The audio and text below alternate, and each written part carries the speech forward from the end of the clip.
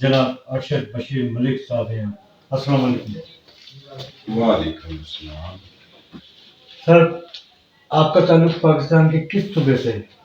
जी, मैं पंजाब से ताल्लुक है मेरा, और पंजाब के भी मिड पंजाब से आप कहेंगे। मैं बुनियादी तौर पे साहिवाल से हूँ, वहाँ से तालीम हासिल की। उसके बाद मुल्तान से बाउद्दीन से की, यूनिवर्सिटी से LLB की, फिर लाहौर तब आजमाई करने के बाद मुल्तान यहाँ पे रावलपिंडी में आ गया। सर, आपको शोबे कानून की तरफ आने का ख्याल कैसे आया? बुनियादी तौर पे हमारे ख़ानदान में एक बुजुर्ग थे, वो इस शोबे से मुंसलिक थे। अल्लाह उनको गरीक़े रहमत करे। उन्होंने मुझे गाइडलाइन दी और उन्होंने कहा था कि ये आप इस पेशा में आएँ तो इंशाअल्लाह आप एक अच्छे वकील के तौर पे होंगे। सर, करियर के ज़माने में किन शख्सियत ने आपकी रहनुमाई फरमाई? जी, अब ये बहुत बड़ा सवाल आपने कर दिया। हम अगर हफीज मीरजादा साहब का नाम ना लें तो मुझे लगता है कि हमारे जो ये प्रोफेशन है उनके नाम लिए बगैर, उनके जो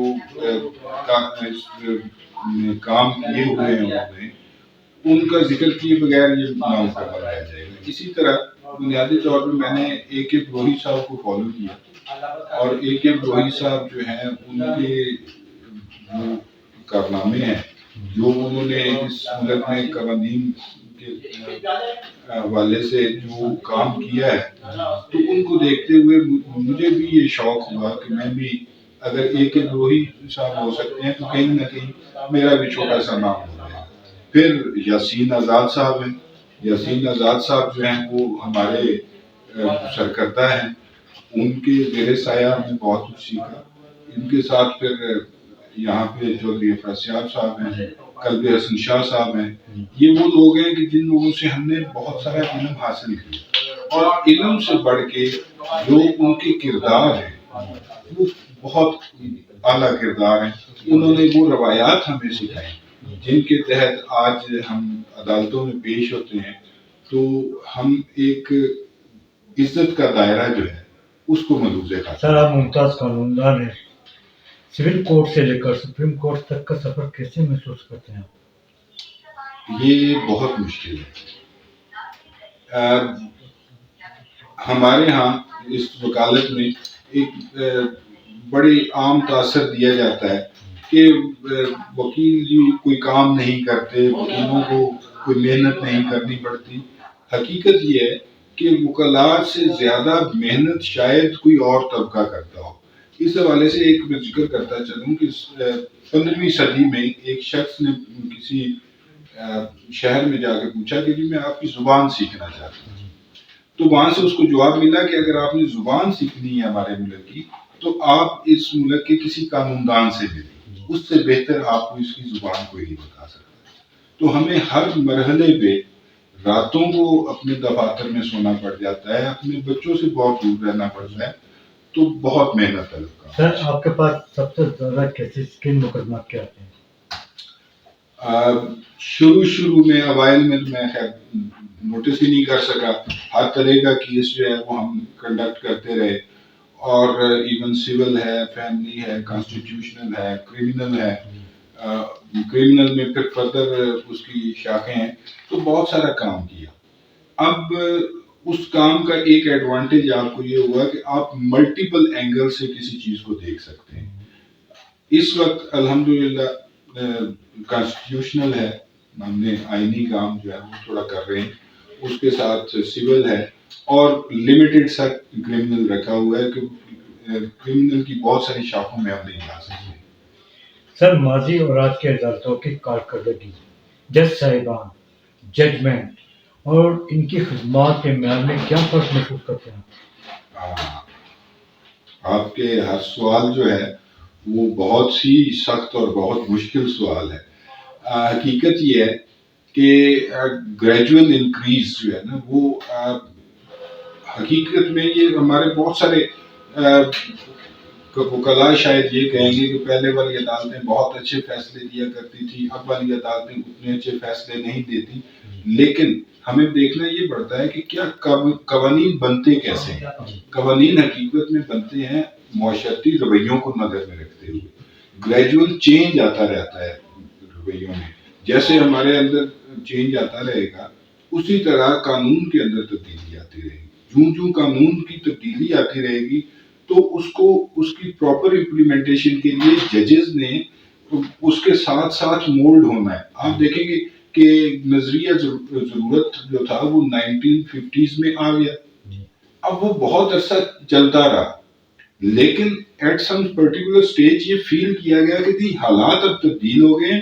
وہ نظریہ اس وقت شاید ٹھیک ہوگا, آج وہ غلط ہے, تو پھر اس کو ختم کر دیا گیا. تو یہ گریجول چینج جو آتی رہتی ہے نا, انسانوں کے رویوں میں جو تبدیلیاں آتی ہیں, اسی طرح قانون تھوڑا تبدیل ہوتا رہتا ہے اور ججز جو ہیں اسی انداز سے اپنی بیسٹ ایفرٹ کرتے ہوئے, اپنے علم کا استعمال کرتے ہوئے انصاف دینے کے لیے وہ جو تبدیلیاں لاتے ہیں, اس سے جو لوگ نالاں ہوتے ہیں وہ کہتے ہیں جی معیار گر گیا.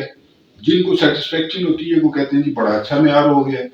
حقیقت یہ ہے کہ معیار واقعتاً اچھا ہو رہا ہے, کیونکہ اگر آپ کسی بھی محکمے کو دیکھیں گے تو وہاں پہ ایک سائیکلو سٹائل سے چلتے چلتے ایک وقت آئے گا کہ آپ بہت پیچھے رہ جائیں گے. تو مطابقت کے لیے وہ جو تبدیلیاں ہیں وہ پازیٹیو ہیں. سر وکلا کا کردار اپنے کلائنٹ کے ساتھ شاندار. سوال یہ کہ وکلا اپنے کلائنٹ کے مسائل حل کرنے میں کامیابی کے ساتھ سماعت کے وقت کیا کردار ادا کرتے ہیں؟ دیکھیں جی, سب سے پہلے وکیل جو ہے اس کی ذمہ داری ہے کہ وہ اپنے جو موکل ہے اس کو مکمل طور پہ جو ہے مکمل طور پہ اس کے حالات واقعات جانے. اس کے حالات واقعات جاننے کے ساتھ ساتھ اس کو یہ بھی پتا ہونا چاہیے کہ کس قانون میں اس کی ریمیڈی اویلیبل ہے. اگر وہ یہ سوچے گا کہ میں جو میرے پاس کلائنٹ آیا ہے تو میں فوری اس کا ایک پرٹیکولر اینگل میں کام کر دوں, وہ شاید ممکن نہیں ہوگا.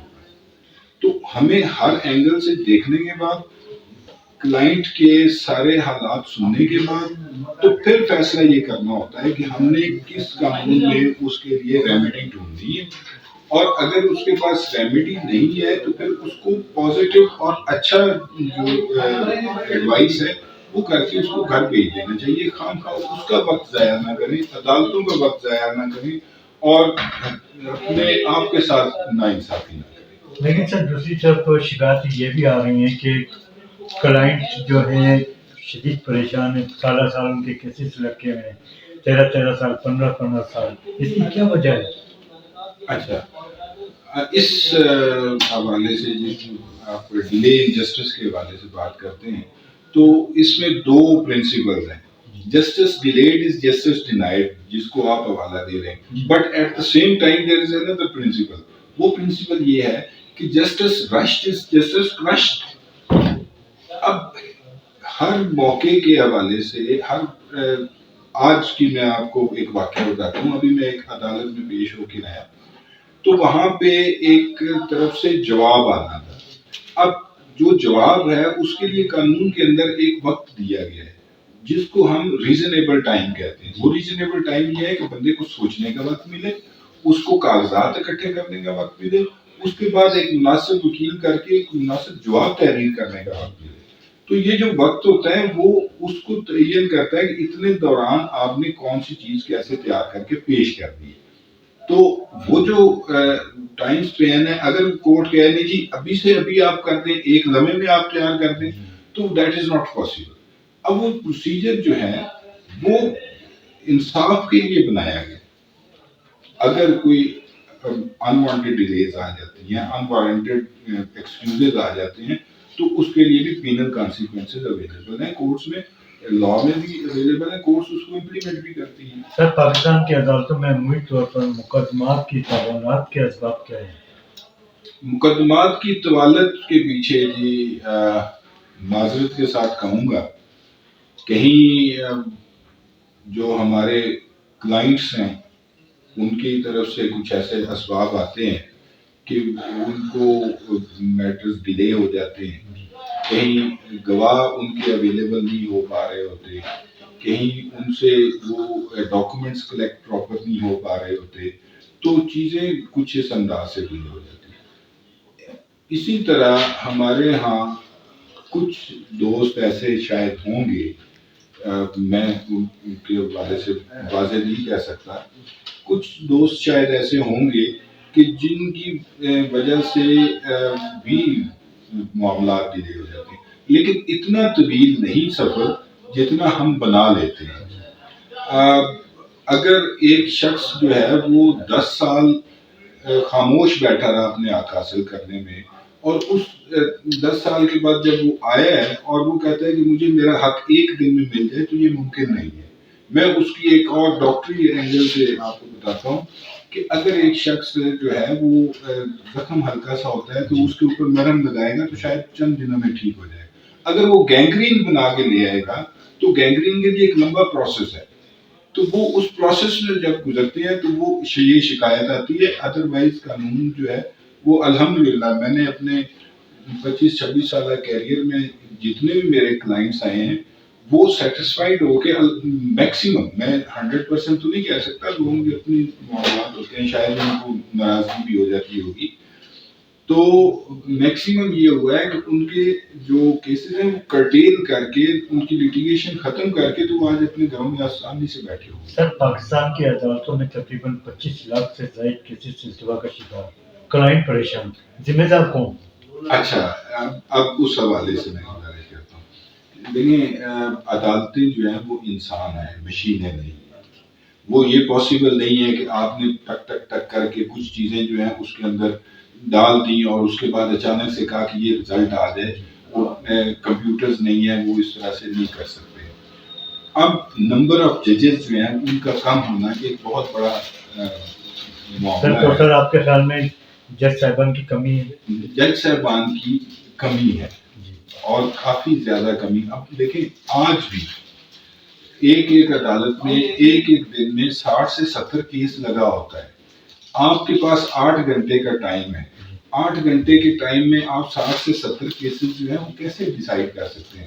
اس کے اوپر فیصلہ کسی بھی معاملے کو سننے کے لیے، ایک معاملے کو سننے کے لیے شاید 4 5 گھنٹے لگتے ہیں کہ ہر اینگل سے اس کو دیکھنا ہے۔ کوئی بھی انصاف کا تقاضا پورے کرنے کے لیے کہیں بھی آپ یہ نہیں کر سکتے کہ کسی اپنا پروسیجر کو بائی پاس کر لیں، پروسیجرز بھی اڈاپٹ کرنے ہیں۔ تو ڈیفینیٹلی عدالتوں کی بہت زیادہ کمی ہے، اور وہ اگر مکمل ہوں گی تو انشاءاللہ ججز پہ برڈن بھی کم ہوگا۔ سر جیسا کہ آپ نے فرمایا ایک طرف کے جج صاحبان کی کمی، جی، حال ہی میں سپریم کورٹ سمیت ہائی کورٹ کے جج صاحبان کا اپنے عہدوں سے مستعفی ہونا، آپ کی نظر میں اصل مسئلہ کیا ہے؟ اوکے، اب ہائی اپنا جو آپ نے ریسنٹ ریزگنیشنز کے حوالے سے بات کی، تو اس میں جو ریزگنیشن کی جو لینگویج تھی، آئی مسٹ سے کہ اس لینگویج سے یہ شاید لگ رہا تھا کہ they were not honest with their اپنا جو سیٹس ہیں، کیونکہ جو جج ہے وہ کوئی نوکری نہیں کر رہا ہوتا، وہ اللہ تعالیٰ کی طرف سے انصاف دینے کے لیے ایک شخص کو قائم کیا گیا ہوتا ہے، تو اس نے انصاف دینے کے لیے ہر قسم کی مشکل میں سے گزرنا ہے۔ اس پہ شاید دباؤ بھی ہوتے ہوں گے، اس کو اپنے جو نارمل لائف ہے، ایکٹیویٹیز ہیں، وہ چھوڑنی بھی پڑتی ہیں۔ ہم نے اپنے خاندان میں کچھ لوگ ایسے دیکھے کہ جو سال ہر سال ملاقاتیں نہیں ہوتی تھی، ایون شادیوں پہ نہیں آ سکتے تھے کہ یار ہم نے انصاف دینا ہے۔ تو اگر وہ اس چکی میں سے گزرتے گزرتے کچھ تھک گیا ہے اور وہ وہاں سے چھوڑ گیا ہے، تو وہ میرا خیال ہے کہ وہ بھی ایک فیکٹر ہے کہ مقدمات اور بڑھیں گے، ان کے جو کیسز پینڈنگ تھے وہ اور ججز پہ شفٹ ہوں گے، اور الٹیمیٹلی ججز کی کمی جو ہے وہ آپ کے سامنے ہے۔ سر پاکستان میں آئندہ عام انتخابات کے موقع پر کمشنر راولپنڈی چٹا صاحب نے چیف جسٹس صاحب کو نشانے پر کیوں لیا، اور اس سے پاکستان کو بڑی بدنامی ملی، اور بعد میں انہوں نے کہا کہ جی میں معذرت چاہتا ہوں، جبکہ وہ 9 مارچ کو ریٹائر بھی ہو گئے تھے۔ اصل کہانی کیا ہے؟ دیکھیں کسی شخص کو ہمارے پاس ایک ٹول ہوتا ہے cross examination, until and unless we cross examine any person